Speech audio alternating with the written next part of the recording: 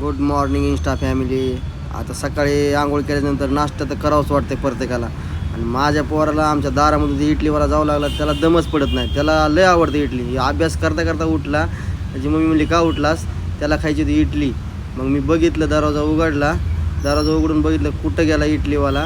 इडलीवाला एका गल्लीमध्ये गेला होता आमच्याच. मग आला, मग त्याला लगेच वीर प्लेट घेऊन तयारच इडली वडा खाण्यासाठी.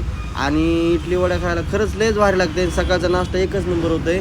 आणि मग मला बी आवडतं आहे आणि घरच्यांना सगळ्यांना आवडते. मग चटणी घेतली शेंगदाण्याची, मस्त शेंगदाण्याची, खोबऱ्याची, आणि सांबार घेतला. पिवळी बघू लागली, मग त्याने घेतली प्लेटमध्ये. ते आला बाहेर, लगेच आतमध्ये घेऊन लगेच निघाला, बसला एका साईडला. त्याची मी म्हणली साईडला बसा आणि खा.